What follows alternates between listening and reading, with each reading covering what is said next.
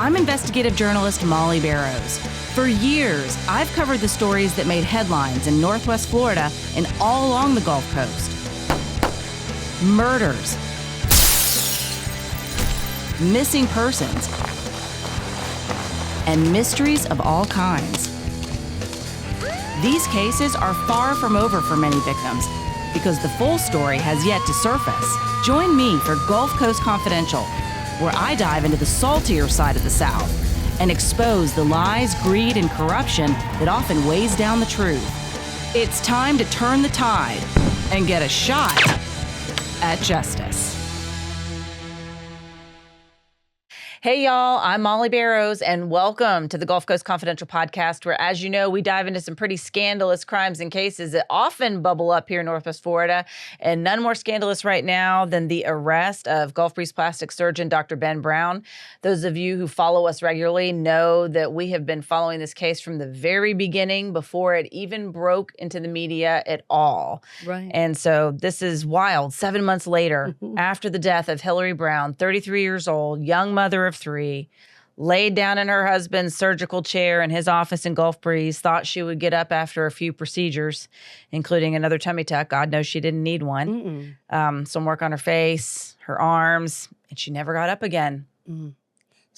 Sad. I know. So sad. It's so unnecessary. And I remember back in November last year. Yes. Is when I took the video of you breaking the story while the flowers, the sympathy flowers, were still there. That's right, because it was right before Christmas, and they were a set of white poinsettia. Yeah, it was. Poinsettia plant that was right there, and it was like our deepest sympathies. Well, those of you who have been following that know we've been calling this series on Ben Brown Beauty Buyer Beware. That kicked off the series, and now we are on Beauty Buyer Beware 5. So as Pam mentioned, the first one we did was just talking about the untimely death of Hillary Brown. And now we're talking about the arrest of her 41-year-old husband, plastic surgeon Dr. Ben Brown, for basically negligent homicide for her death. So it's interesting following this case. I think a lot of folks have been thinking that this was the end that they wanted for a long time. And in some ways, I feel like the entire community is responding emotionally. They've been following this case for a long time on social media, particularly the Jessica Jones website, which you and I've talked about and mentioned before, an anonymous person who really raised the warning flags about Ben Brown right after Hillary Brown died. It was already turning a lot of interest on the internet before the media ever picked it up. And in fact, I've had friends that reached out to me and they said, Molly, you need to take a look at this page. You wouldn't believe the accounts of these women and what they're saying that this man did. And not only that, but his wife is dead. And I remember that first post that he put up, because that's what somebody had sent me. It was a screenshot of this post that he had posted on his Facebook page back when it was open to the public, before he took it down, the page, I mean. But anyway, it just basically was a compilation of a bunch of pictures of her, and they were odd, y'all. If you haven't seen them, you need to take a look at it. But one of them was he took a red, basically a graphic, and circled her boobs and put an arrow there with this whole post of how devastated he was and asking for prayers because she was in the hospital and wasn't coming to. And of course, he didn't say she went under and went into cardiac arrest because I over-medicated her with lidocaine, which apparently is what, according to the Santa Rosa Sheriff's Office, in their arrest report, they attribute that to the medical examiner who said that that was the cause of death, was complications following lidocaine toxicity. And certainly that's what the Florida Department of Health found when they held him accountable in May and issued that emergency restriction on his license. And of course, we talk about that in other episodes of Beauty Buyer Beware. And then since we've all talked about this, the Florida Department of Health has also come forward with another administrative order asking the Florida Board of Medicine to penalize him for all the points that we went through in that emergency order restricting his medical license. Right. I think that with the administrative complaint, it seems like this 30-page the emergency restriction, the administrative complaint lists several things that are options that they feel need to have some sort of discipline or remedy. And it's everything from revoke his license to basically have him do some continuing education or something. I know. So it goes from this to this. And you're right. The Jessica Jones page, she is a great researcher, and she does not stop till she finds stuff out. And that's wonderful, because you do have to respond emotionally to this. People tried to respond with paper and pen and send stuff in, things weren't getting done. That's exactly right. And, this story has so many tentacles. And initially it was about what happened to Hillary Brown. Well, now, according to law enforcement and the Department of Health, we have a pretty darn good idea what happened to Hillary Brown. And that was violation of a lot of protocols, which Ben Brown denies. In fact, I'll read it later, but his crisis management public relations firm, Red Banyan, replied to a request that I made to him. I called him, and again, as we've talked about before, he's not yet returned any request for comment personally, and instead, usually a day or two after I make the request, Red Banyan will send a statement basically demanding that I put it in my article that's already run. It's already done. Right. And it doesn't necessarily work that way, but we want to be fair, and he certainly has every right to have his say, and I would love to have him on this podcast. I would love to talk to him for any of the reporting that I do, and I think that a lot of folks want to hear from him. And the judge heard from him on Monday when he was picked up, and the charge is second degree felony homicide, manslaughter by culpable negligence. And he was allowed to turn himself in to the Santa Rosa County Jail Monday morning, although the arrest warrant was signed on Friday.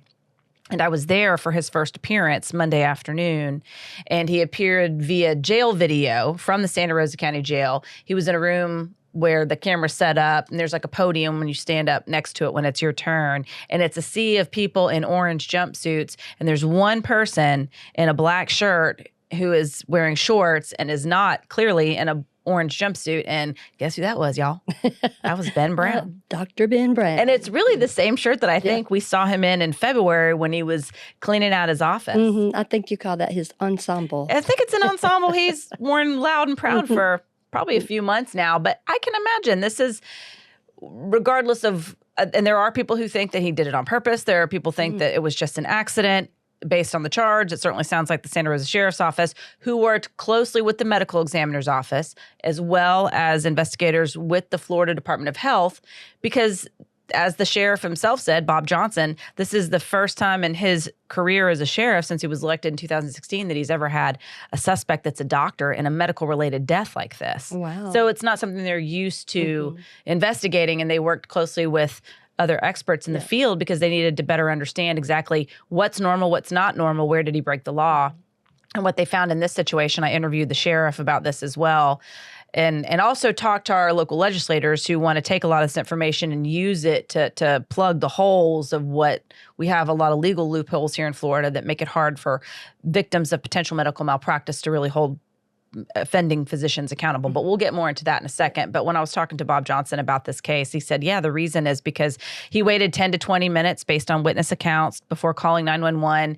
In fact, when she started to show signs of lidocaine toxicity, seeing orange, twitching, complaining that she couldn't see, he still continued. He even ran out of lidocaine at one point, and got a bowl of xylocaine and was essentially, scooping it up into a syringe, if you will, drawing it up. And that's when she started to seize, is when he was working on her eyes. He was putting it into her eyes. And there were 3 employees there, 3 women. One had only been there a few days. And I believe the sheriff said they were all nurses, but that's not true. Yeah, that's not true, because we know, if it was a nurse, I know this because my mom was a nurse, and I know many, many nurses, you couldn't have stopped a nurse from calling 911, and you couldn't have stopped a nurse from doing CPR. You just couldn't have. That's how professional they are. They know what to do. Therein lies the situation with Dr. Ben Brown. He's got advanced life-saving CPR certification. So a lot of this is... the sheriff department and stuff, people are going to have to learn how to investigate medical, whatever you want to call it, malpractice, medical manslaughter, because we've had cases, we've done 3 or 4 where a doctor, we had a medical examiner from over there in Panama City. That was the Cybers, that's right. Right. So that's kind of, come on now. We got to get going with it. It's not that different than using a gun or something. Right. And essentially, when you look over the arrest report, it reads a lot like, to me, the Department of Health report that initially restricted his license to where he could only perform in a state licensed facility like a hospital under the direct supervision of a state licensed physician.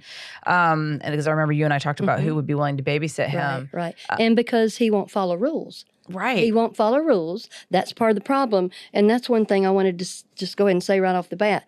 They said the most problematic violation during Hillary's procedure was that his failure to react swiftly in response to a serious medical emergency. That's right. He didn't call 911. And again, I guess I got a little sidetracked, but that's essentially what the sheriff said. He didn't immediately call for help, despite the staff there saying, "Do you want us to call?" And he said no. And ultimately, the witnesses gave them statements that he waited at least 10 to 20 minutes before he did say call 911. One of them did perform CPR. He was also asking them, "Well, what medications did she take?" And "Give me my stethoscope and find this and find that and other life-saving equipment." But there was no crash card in the room. And this is what I get the impression that investigators were working hand in hand with the medical examiner's office as well as the Department of Health, because what is normal, what's not normal? It's one thing for them to investigate vehicular manslaughter or a DUI or something along those lines. They know when somebody's being irresponsible, but when it comes to doctors practicing medicine, what is normally accepted, And I see that. But you see the law firms around town, they hire a medical doctor to consult with them. We just got to quit saying, "Oh, shucks, they don't know how to do that." If you need to have a medical doctor on staff with the sheriff's department, get one. Get one that practices and let them talk to other doctors and be the expert and stuff. Because this has gone on like for 7 months. This is hard for Hillary's family. It's hard for the people that have gone through the botched surgeries, that have been asking for help. I mean, here's a stethoscope. Here's an oximeter. I brought those from my house. And I can tell you where they are all the time. Yeah, I know. They're doing surgery. Yeah, exactly. And that's just it. He didn't follow basic protocol. Now, he would argue against that in this latest statement. Basically, he said that this arrest was baseless, without merit, and that he has followed proper protocols, and he continues to mourn the death of his wife, Hillary. But again, these are issued through statements, and he has yet to talk to anyone in person. Yeah, I'm sure he mourns her. I don't think he meant to do it. I agree. I think he did not prepare. This was going to happen eventually, because you can't not have life-saving equipment there, and you have to have protocol to where it's in your bone marrow and in every oxygen cell in your body that the second you need to do CPR, you're falling to the ground on your knees to do it. Right. And I think that he's exhibited a lot of behavior that give people pause. And I think if you follow the story online at all, you'll see a lot of people dissecting it and making comments. And that is one thing that I see commented on very regularly is, why didn't he stop when she first started showing signs of lidocaine toxicity, when she started to complain about seeing orange, when she started to complain about blurred or no vision, and he continued and even found alternative drugs when he ran out of one. Right. So, and it's not like that. It's not like you're cooking cornbread and go, "Okay, I'm going to throw some corn in here, make Mexican cornbread." It's not like that. And then right after she passed, he was doing some other weird stuff, like you said, those photos and the different ones. He put like 140 photos, I think, and the words that he said weren't matching some, in my opinion. Let's say that's my opinion. It was sort of like, I read the sentences and I was like, that doesn't sound right. That was for all the chaos, but then we went out there and you broke the story, and then I knew. But just like that, just the heart on her breast and saying just the stuff that was in those, it was disturbing. It was as if she were more of a work of art than a person. That's what I mean. Yeah. And it kind of, and there was photos of a doll in the bed. Oh, and my. then I know. Photos of something here, Hillary, Dr. Brown's ass instead of assistant. Dr. Brown's all ass. That's in poor taste. And those are kind of things that a lot of times physicians, pharmacists, doctors, nurses, attorneys, people that have a job, people say, "You're kind of acting kind of different there. That's not acceptable." And that was one of the things I wanted to tell you, all the uns that I came across. Basically, unknown, unauthorized, unlicensed, undiluted, unsterile, unsupervised, unresponsive, unkind, untrained, unprofessional, undisciplined, unmanageable, unsafe, unreal, unheard, unprepared, unbothered, undocumented, unhinged, and the one I put with it is unalive, and that it's unflipping believable. So this is quite the hootenanny we got. It is, and especially when you look at the details in this arrest report, and I think it's worth noting too that this is another reason why they felt like he should be charged with the charge that he got, basically negligent homicide. because he did play fast and loose with the protocols and safety, and it wasn't even the first time she had gone under. Essentially, they interviewed other staff, 2 women, in fact, who witnessed it, according to this arrest report, and they said that he was doing procedures on her again earlier last year, in January of last year, and he had difficulty waking her up, and he got nervous, he got upset, and he was starting to get stressed out, and then they did manage to get her awake, if you will. And one of the young women that witnessed it quit. She was like, I don't want to be here because it stressed her out so much. And just going to read this a few sentences, a little paragraph out of the Santa Rosa Sheriff's Office arrest report of Ben Brown about what this tech said happened. They were just telling these officers, hey, we saw her nearly go under and him have difficulty waking her up.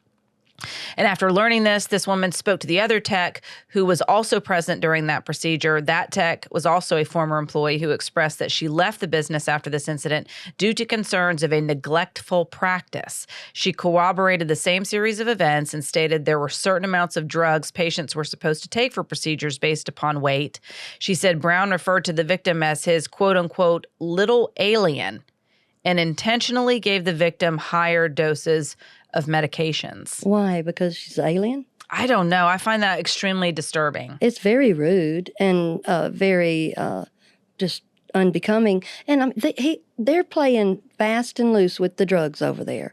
And if that happened one time, why would you even try it again? And especially without people. When you've got the little office ladies in there trying to help you and be your assistant and something goes south, they are not going to know what to do, but they're looking at you. I've noticed a lot of times when you're in a situation, if someone is authoritative and they're not scared and they're taking care of it, everybody can stay calm. But if you're having to ask them, what did she take? What happened? If it had happened once, it can happen again. And it did. And also when I read that part in the arrest report, it made me think about those folks who were like, gosh, maybe he didn't care if she lived or died when she exhibited signs of lidocaine poisoning. Maybe he knew exactly what he was doing when he administered that.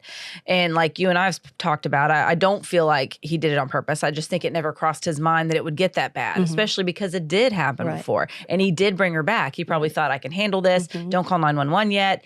To me, it kind of came across like maybe he's like, I don't want to get in trouble for this, and I want to bring her back, and whatever the case may be. So also when I read that paragraph in the arrest report, it got me thinking about a lot of theories that people have and have expressed doubt about. Did he do it on purpose? Why didn't he stop when he saw the signs of lidocaine toxicity?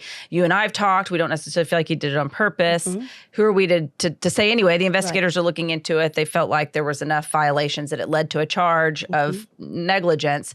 Whether or not he meant to do it on purpose was one of those things that we talked to Marty Ellington about, and that's Hillary's father. Those who've been following Gulf Coast Confidential know that we're working on a documentary about this case, and that's where James Roy and I, our director for this show, we went over to Texas where they live in Conroe a couple of weeks ago and talked to Marty Ellington and asked him a lot of questions, everything about what Hillary was like when she was growing up, to her relationship with Ben, to the future, bringing it up to current, when he got the call that she was in the hospital and they needed to get there as quickly as possible. So it was heartbreaking. It's certainly the call no parent wants to receive. And when I was asking him, when he found out about more details about how she had gotten to the hospital, why she was there in a coma, why she was basically brain dead, and I said, do you feel like Ben Brown did it on purpose? And this is what he had to say. I don't know that he planned on killing her, but I think he seized an opportunity that we're learning of so much financial distress and money problems with the business and everything else, that he's got all these civil cases and he won't show up for court for the civil cases, and telling public knowledge that he's going to file bankruptcy and disability and sell some stuff and turn it into cash. It feels like it's a money thing. It's all about money. It's not about emotion. It's not about love. It's not, about PR saying he's a great guy and he's living in misery. He's not. He's getting what he wants. He's getting freedom and he's getting money. And I'll be glad when the money and the freedom are gone. Well, and he may be getting his wish. I mean, Ben Brown's freedom was restricted certainly on Monday when he was in the Santa Rosa County Jail for some time. And as far as money, if you take a look at either the Santa Rosa County Clerk of Court's website as well as the Escambia Clerk of Court's website, under Ben Brown, as well as the name of his businesses, he's got a whole long list of creditors filing suit against him. And in fact, his property, his office, Restore Plastic Surgery in the Tiger Point area of Gulf Breeze, has also been foreclosed on. You know, and you went by there the other day and saw some of the creditors' they had stickers on there. Stuffed their door hangers in the door. And of course he's going to be in a bind. Most businesses don't operate with a excess of cash on hand. And then the pandemic, and then it sounds like people were getting the word out that he was kind of doing shoddy work and not necessarily following up. This was kind of brewing because there's a lot of frustration right now about this because people have been talking about it. It's like they're banging their head against a concrete wall because they're saying, I don't know what more people can do when they say, hey, look at this. And it's a gaping wound with the sewing needle like that long. Everybody knows that's not a good suture back. And I mean, all the wounds, you can just hear wound care, wound care, wound care. And people are like, I felt tight, the muscles and stuff. He wasn't doing his best work. And I feel like it may have been like a lifestyle thing, partying or staying out too late or arguing with your wife and your employees, because that is one thing people said too, that he became very tyrannical and very easily made mad, and that he was just like bouncing off the wall, like maniacal is another word that comes around, and just all those kind of words coming around. That's not very soothing to a person wanting to have plastic surgery. That's true, and that's been corroborated, I should say, by numerous witnesses that I've talked to, former patients, former employees. As you know, I've talked to now more than 24. Yeah. In fact, I just was on the phone another couple hours today with another woman who it's a horrible situation. She's in litigation right now, so she's limited as to what she can say and what I can share, but it is a heartbreaking story. But she describes also what she suspects as substances being involved, perhaps, and that's all I'll say about that. And then there were other folks that certainly indicated that their previous reports of calls to their house where it would indicate that there was drug use, if you will, at that household. Right. So, and then we have even the Department of Health that came forward with their report when they were restricting his license, saying that he had a medicine cabinet that basically the employees could help themselves to some Versed if they wanted to take the edge off. Versed, Xanax, things that shouldn't be. They should be under lock and key and really shouldn't be hanging around in an office for self-medication, and certainly not for people to get. But I mean, also like we were talking about, you see, tortured, botched, wounds, tunnels, holes, disfigured, maimed, necrotic, horrific. All this is happening. These words are being said. These people are showing you their gaping wounds. That's what I'm saying. Nobody listened. And here's what we get to. We've both said this. Hillary should not have had to die. How many times does that keep getting brought up, no matter what we're talking about? I know, and it's heartbreaking. And again, 2 different former employees that I talked to remember essentially that they felt like, gosh, Hillary, if things don't change. Deborah Grice said that. I told her, I was like, I'm worried. You guys are breaking the rules, and if you keep doing this, somebody's going to die. And Deborah Guy told me I had no idea that it would be Hillary. And that's one thing that her father was saying too. He's obviously devastated. Their family will never be the same. You know, he wants Ben Brown stopped when he realized that there were people after people, patient after patient, woman after woman, and 2 men as well that have come forward to me off the record.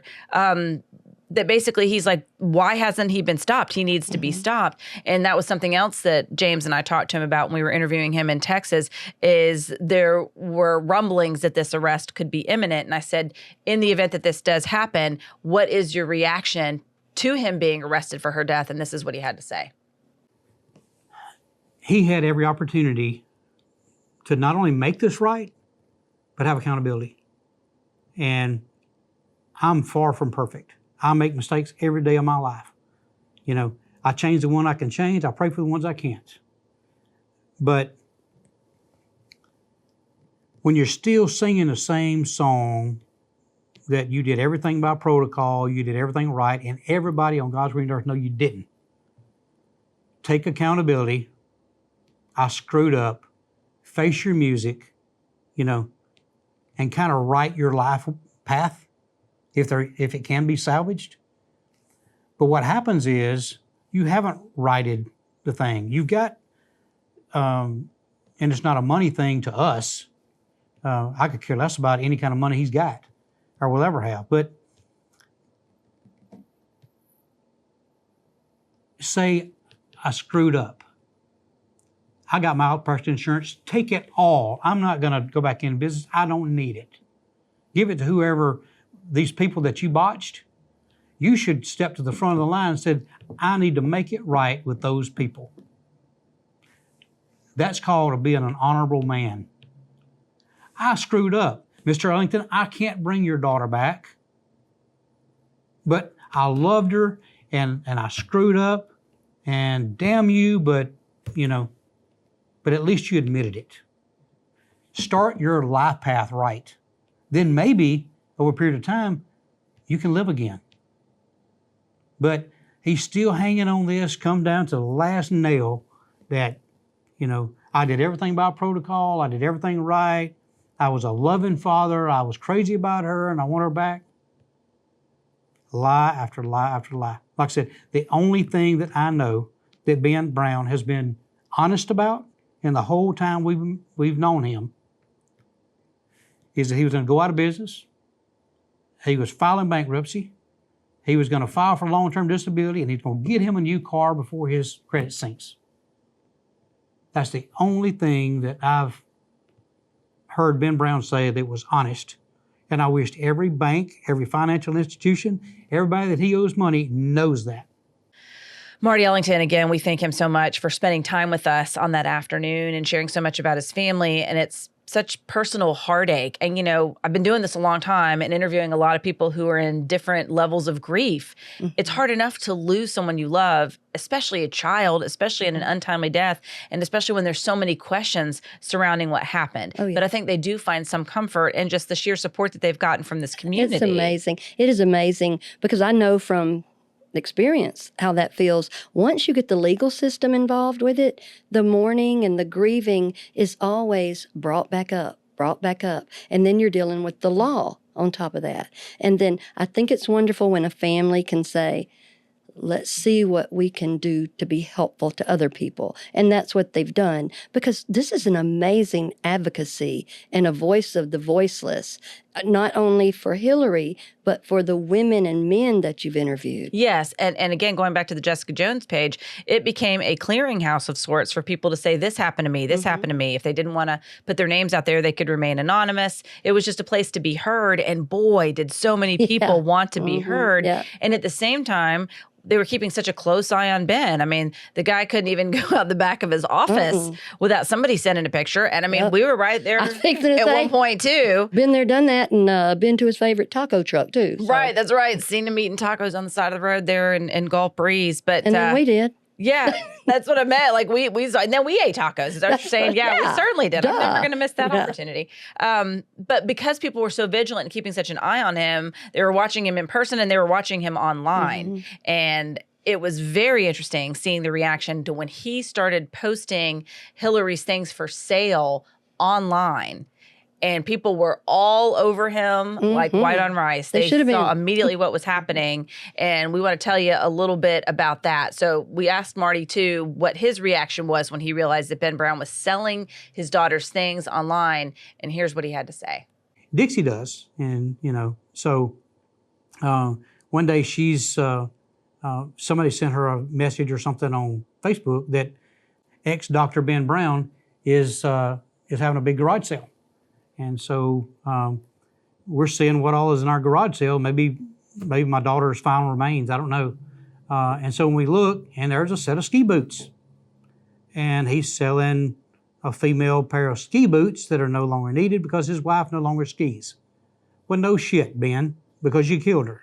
And Ben Brown was selling these things just a few months after she passed. And I think you have some quotes, comments that you're going to talk a little bit about, because the wording of the post is what lit them up. Exactly. Well, the ski boots is the one that made me so sad, because her little boots that she enjoyed skiing, and it just upset me because it said ski boots and gave a description. And he said, selling because my wife no longer skis. They were bought new and used for 3 to 4 days on the slopes. And everything that he sold online, he had I'm only doing this because I'm remodeling my office, or because I found a bigger, better boat, or because. Not that this is so assy, you know, exactly. and just hateful and mean. But I mean, who could do this? Who could do this? This literally makes me sick. I know, and I think that's what Marty Ellington felt like. It was an indication, in his opinion, of a lack of remorse, and you know, and certainly he's angry and upset, and he blames Ben for his daughter's death. We're going to leave that up to the courts to decide if he is actually responsible. Well, this ain't right. I mean, come on. But I think that's what definitely lit the public up, and that's what people who have doubts about Ben and his motivations, when they see things like that, they're like, well, why would you do something like that? And then we also have the comment that he gave to Marty Ellington about the life insurance money. That was something that was important for Marty to share with people, and that's something that I included in my article that I broke about his arrest. And that was that when she was still in the hospital and the doctors were talking to them about needing to make a decision about pulling the plug, essentially, and they needed to come to a decision that the tests were indicating that she wasn't going to come back, that her brain had gone without oxygen for too long, and that she was brain dead, and they were essentially keeping her alive because she was an organ donor, and they wanted to harvest those organs once the family was ready to say their goodbyes. So Marty said he and Dixie, his wife, were devastated. That's Hillary's mom. And they were just trying to find any reason to hope, any reason why. Are there any more tests that you can do? Is there anything else that we can do there? Is hope truly gone? And then he said that Ben Brown turned to them and said, well, whatever you decide to do, you need to make a decision by November 30th, because that's when her life insurance policy expires. And if you want any money for her children, then you need to make a decision before then. Wow. And Marty said he was just horrified. Callous, so callous. Because he was like, that's the last thing on his mind. Right. Yeah, he's just trying. And can you imagine, you're sitting there trying to deal with all this. It's very, very heartbreaking. I mean, it's almost, you can't take it in. And then he's over there negotiating and talking about, I'm going to sell this, I'm going to sell that, I'm going to see what I can do to bankrupt and things like that. You know, that's insulting too. I can understand. A lot of this is just so, you know my word, disrespectful and just so selfish and just egocentric. It's just unbelievable. And I feel like that's the kind of behavior he was experiencing and showing folks early on. That selfish behavior, the rules don't apply to me. I do what I want, when I want, where I want, and anywhere, you know. And that's the kind of stuff that I feel like even in any practicing person, especially if you're doing surgery on someone, that put that person on a behavioral contract, because that doesn't lead to anything good. And in this case, it was the next stepping stone to her death. I know, and it's heartbreaking. And again, I think that's why so many people have been following this so closely, because many of the patients, many of the former employees that I talked to also describe a man who just simply wouldn't take responsibility. Nothing was ever his fault. The woman that I spoke with today, she said she could fit her entire fist inside her stomach. That her stomach muscles have been shredded. She can't use them. She has an arm that's essentially atrophying, because she was a breast cancer survivor, like many of the patients that I've interviewed. And he, by many accounts, including his own, is a talented surgeon. And he was one of the few in the area, if not the only one, doing this breast flap reconstruction. And some of the surgeries went beautifully, according to some patients that I talked to, but others went horribly wrong. We're talking breasts that would rot and fall off due to necrosis, major infections, 1 to 4 hospital-borne bacteria organisms that were extremely stubborn. One woman told me today she thought she was going to nearly die. You're looking at the diary right there in front of you of another woman who broke my heart when I sat and talked to her for over an hour, and she shared this information with me. She doesn't want us to use her name just yet, but it's just horrific wound after horrific wound. We've talked about Jane Hawkins. We've talked about Bandy Fitzsimmons. Both of those women shared their stories with the Department of Health, and it's a good. It's their accounts are partially why the state of Florida decided to restrict his license, because they also said that his record keeping, which is something they brought up as well, falsifying records. Again, Ben Brown denies all of these allegations. Let me be clear. He's not spoken to us directly, but he has issued statement after statement through his PR crisis management company, Red Banyan, and he said he is a talented surgeon. He denies all allegations of wrongdoing, and he's good at what he does. But it is this, according to victims, or patients, I should say, who also think of themselves as victims to a great extent, although they're trying to make the best of their lives, is that he just didn't, he was very callous. When he realized that there were problems, he began to treat them differently. They were to blame. Their bodies were to blame. They were the 1%, Drink 2%. more protein. Drink more protein. Eat better. Exercise. Quit worrying. Are you using drugs recreationally? Well, what does he care? Well, because he would say that would impact their immune system. But I have a mirror, they have a mirror, he has a mirror. And that's what I started looking up. What is dysmorphia? And what do people see? Sometimes people with that dysmorphia, or not being able to see what other people see, it's just a different world. And then that's why in my brain that some of this stuff that he did, and I don't know if Hillary like the surgeries or if he talked her into them, because when I look at her pictures, she's quite lovely before too. She was cute as a button, as one little lady wrote. I love that lady too. But I mean, she had the pretty shape. She had, a bust, a tiny waist, some little hips and some shoulders, and looked healthy and long hair, and just, she looked like a commercial. She like a Pepsodent girl, I know. And that's what I've heard talking to folks too, is that her father said that, when she was with Ben, she maybe enjoy isn't the right word, but basically liked getting the procedures. And then I've talked to in fact, I've got 2 women scheduled that are going to share their stories with us for the documentary, and they're powerful. All these people are powerful stories. Let me just make that clear, because many of them follow our podcast and they're listening and they're finding comfort in hearing and sharing the stories of other patients. So I want to be very respectful and let each and every one of them know, whether they're listening or not, how very much I appreciate and am honored that they would share these stories. Right. Because it is about healing, not just for your body, but for your soul. Because in some cases, there is no healing for their bodies. Right. They say that their disabilities are permanent. I believe that in some of these cases, but they also say the beginning of healing is when you feel heard. Yes. The very second you feel heard, and you can tell not just part of your story, but your entire story to someone. And this entire story of this particular patient she took beautiful diary notes. Oh yeah, she did. Do you mind if I read it for a minute? Okay, this is just kind of her mind, top of the mind consciousness. My stomach sticks out more than it ever has in my life, unless I was pregnant. I can now say my stomach sticks out more than my breast. I hate seeing myself in the mirror. It still shocks me, and I just want to cry. How can I ever feel pretty or want to make love to Tom with me looking like this? Tom is afraid to touch me, afraid he will hurt me. I have to have the lights out and wear a gown to make love to him. It's like he is my doctor when he works on my places. She had wounds. How can I ever look sexy or desirable to him now? I know he loves me, but I hate the thought of him having to see me like this the rest of our lives.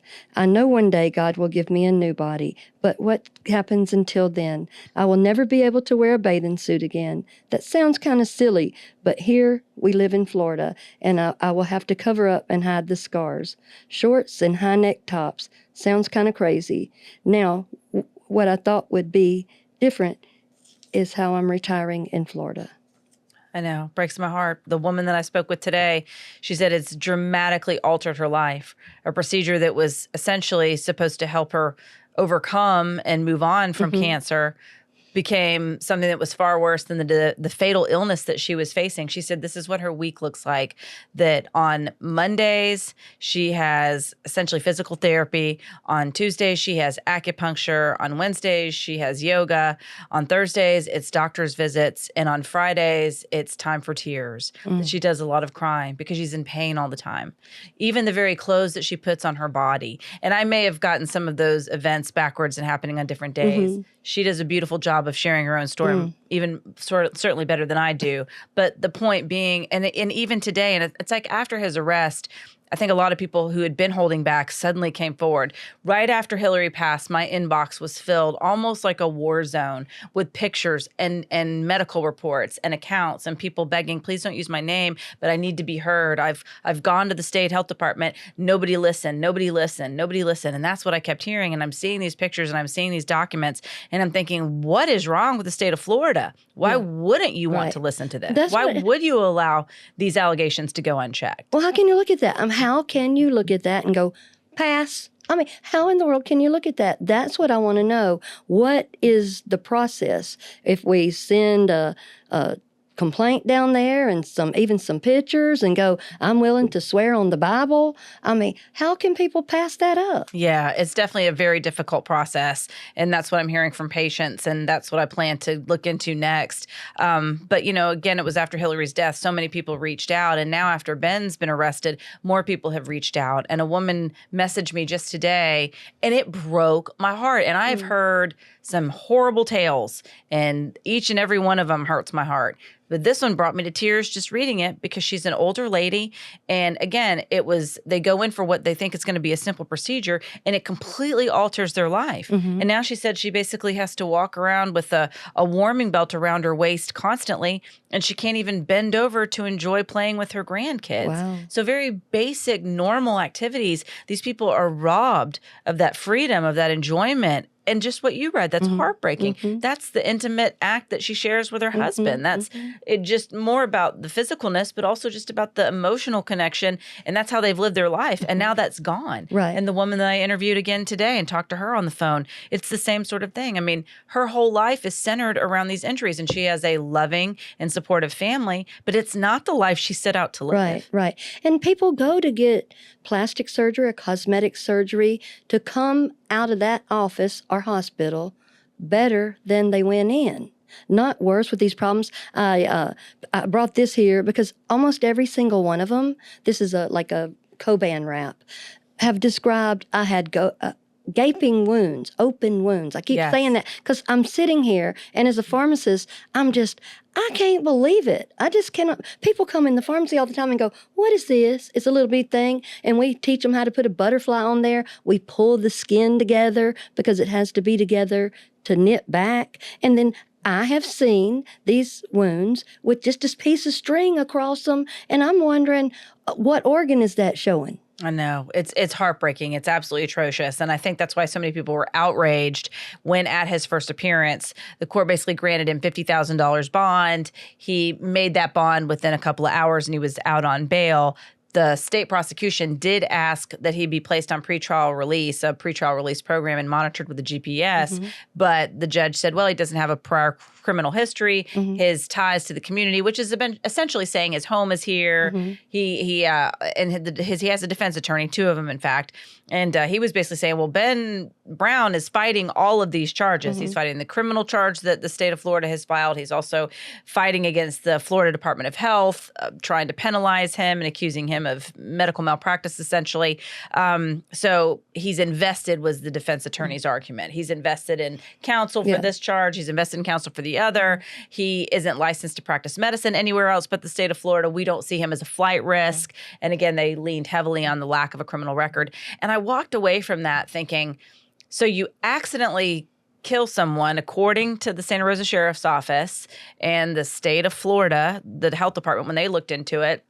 And they're basically saying, okay, so you could have done a lot more, but because you've never done it before, it's almost like, well, If you do it again, then you're The really big going to get in Yeah. trouble. Well, you we don't know that he hadn't done it before. And that's you what I know? mean. Like, did something happen? It Yeah. wasn't reported, or he wasn't caught Right. per se. Well, plenty of stuff's getting reported, and I think a lot of people Right. are upset because they know he had an arrest warrant signed on Friday, and he didn't have to come in till Monday. Now, if that was Joe Six-Pack over there, he would have been there on Friday night. And that the fact that he could turn himself in, and he, like you said, wasn't wearing the orange clothes and got the first appearance in the same day, does seem a little bit preferential. And I think that's what I'm hearing from everybody. And the fact that I think also they use the words like status in the community or something like that. And that shouldn't matter, because here's the thing, the status of Hillary is still the same. The status of all these people's bodies that have been botched, butchered, and maimed is still the same. I mean, at some point, somebody's going to have to get serious with him. He's not a rule follower. I think I would say you can't follow rules. You can't follow simple rules you've been taught in medical school to do CPR. Right. Well, and that's still under investigation, and that remains to be seen what the state of Florida and the Board of Medicine decide to do about those particular charges and allegations. But in this case, all he's charged with is the one charge, negligent homicide, essentially. So they can't keep him in jail and put punishments on accordingly because of what's happened with the other patients. That's still out there. But I think that's how people feel. I think they're looking at it like, oh my gosh, there's this whole world of accusation, this whole world of hurt. Let's really hold him accountable. But they're still limited by the law. Yeah. And I think I agree with that. But I also think that they're like, everybody else would have to have that same agreed. day. Yeah, that's sure. where that seems to be where the itch is from what But, I'm I've reading. seen that before in other, to me, white collar crimes or slow burn type crimes. But you're right. I'm not saying it's right or wrong. I've just seen it before. It's just feelings. I mean, feelings are so important. Emotional health and emotional dealing with things is just as important as physical because they drive each other. And like I said, I'm sure he didn't mean to, but I also am very sure he didn't do anything for it not to happen.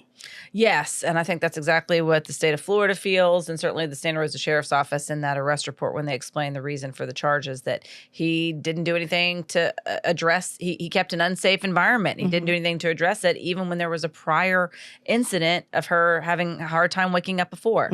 So we're going to continue to follow this. As you know, you just get ready. It's going to be beauty, buyer beware, probably parts 6, 7, 8, 9, 10. Lord knows how 12. long it'll go on. I know. But his next court date is July 11th at 9 a.m. So we're going to follow this and see what happens. In the meantime, we also talked about that administrative hearing that the Department of Health asked for from the Florida Board of Medicine to consider penalties for him. And that was issued around the mid to the end of May. And he's got 21 days to respond. Right. And so according to the defense attorney that I heard in court at his first appearance, he has hired legal counsel to address those issues. It sounds as though he intends to address them and fight them.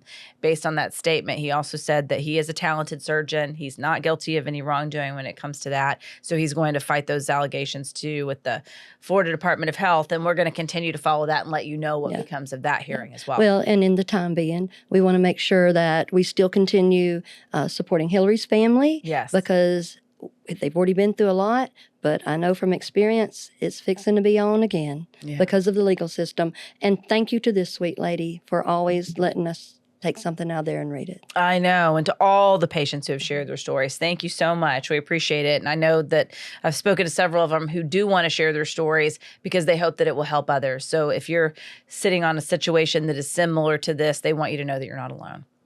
All right. Well, thank you, Pam. Thank you, honey. All right. Well, that is it for Beauty Buyer Beware. We appreciate you joining us for this episode of Gulf Coast Confidential. I'm your host, writer, and producer, Molly Barrows, with co-host and researcher Pam Hill. And a big thanks, as always, to our director, editor, and production engineer, James Roy. Remember, you can listen to more Gulf Coast Confidential conversations wherever you listen to your favorite podcast. You can also watch on the Gulf Coast Confidential YouTube channel. Don't forget to like and subscribe. Subscribe. And we'll see you next time. Bye.